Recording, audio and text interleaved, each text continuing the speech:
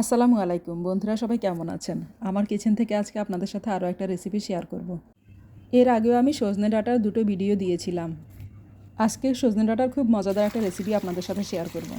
এই জন্য আমি সজনে ডাঁটাগুলোকে বড় বড় টুকরো করে কেটে নিয়েছি। আঁশ বিচি কিছুই ফেলিনি। এখন এই ডাঁটাগুলোকে পরিমাণ মতো পানি দিয়ে খুব ভালোভাবে সেদ্ধ করে নেব। সজনে ডাঁটা খুব আঁশদার একটা সবজি। এই আঁশগুলোকে বেছে ফেলে আমি একটা স্মুথ পেস্ট তৈরি করে নেব। এই জন্য বিচি, আঁশ এবং বিচির নিচে যে শক্ত আবরণটা আছে সেই আবরণটাও ফেলে দিয়েছি। এখন এভাবে ছুরির সাহায্যে আমি শুধু পেস্টগুলোকে বের করে নেব।